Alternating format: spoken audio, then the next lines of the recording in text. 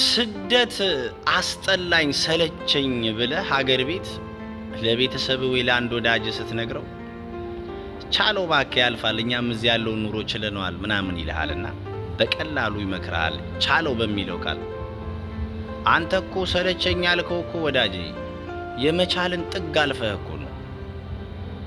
ስርዓትና ነውር የማያውቅ የማንም ፈሳም እየፈሳብህ በሞራል ላይ እየተጮኸብህ በየቀኑ ከፎርማል እስከ ኢንጂነር አብሮ የሚሰራ ህንዶች ፓኪስታኖች አቃጥረው ባልሰራው ስራ እየተጮኸብህ እንደ ባሪያ እሱንም ችላል። ህጉ አስገድዶ ብዙ ይሄንማ መግደል ነው ይሄንማ መምታት ነው እያልክ እንኳን ብዙ የሚይዝ ነገር ዓላማ ስኬትህን እያሰብ እሱንም አልፈሃል ችለሃል። ከዛ አልፎ ይሄ ፀሐይ ነው ወይስ እሳት ለሰው ልጅ እንደው ላያስችል አይሰጥም የሚባለው እሳት የሆነ የአየር ንብረትንም ችለሃል። ከሁሉ በላይ ደግሞ የሚገርመኝ ነገር ለፍተህ እንዲህ በላብህ በጠፋ አድርገህ ደክመህ ቀኑን ሙሉ እንደ ሶላር ተጠቃሚ ይመስል ከሰማይ የሚወርደውን ፀሐይ መሃል አላት ላይ እንደ ጭስ እየጠጣ ውለህ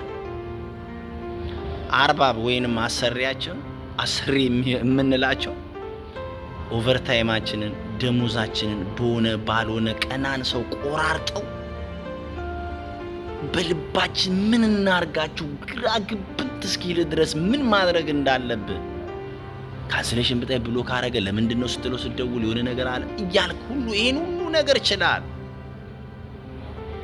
ድክም መስይልህ አሁንስ አስጠላኝ ደከመኝ ሰለቸኝ ብለህ ስትደውል ቻለው ይላል። ከዚህ በላይ ምን እንቻለው ወዳጄ? ከመቻል ውጭ አማራጭ የለውም ብለን እኮ ነው እየቻልን ያለነውና እኔ በእውነት ነው የምላችሁ በዚህ በገልፎ ሀገራት እንደ አረብ ሀገራት በጠቅላላ በሚባሉት ከሳውዲ ዱባይ ምናምን በተለይ እንደኛ ጎልማሶች ሳይሆኑ ወጣቱ ትውልድ ነው የመጣውና የማይገባውን በእውነት በጣም ነው የሚያሳዝነው። ያለ እድሜው አስራዎቹ ላይ ሀያዎቹ እንደዚህ አካባቢ ሆኖ የሚያየው ፊዳ ካለ አቅሙ የሚያወጣው ጉልበት የወገብ የእግር የኩላሊት የጭንቀት በቃ ብዙ ነገሮች ያለ እድሜው እያየን ያለውና ያልቻለው ጉድ የለም።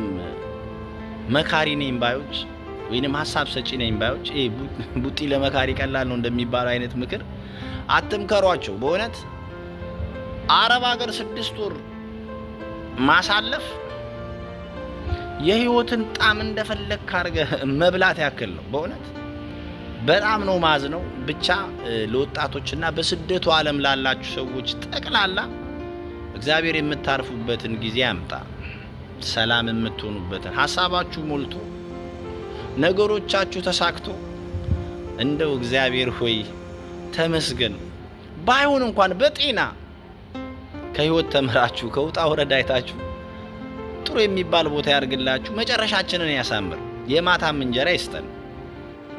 ከዛ ውጪ የምለው ነገር የለኝምና እኛ በጣም ያልቻለው ነገር የለም። ቻለው የሚባለውን ቃል ወደ ስም ብትቀይሩልን የተሻለ ነው። ስለዚህ ቻለው አትበሉን። ያልቻልነው የለም። እሺ የሚችለንና የሚያስችለን ነገር ጠፍቶ እንጂ። ሰላማችሁ ይብዛ። ቴዳ ነኝ ከሳይቱ መንደር።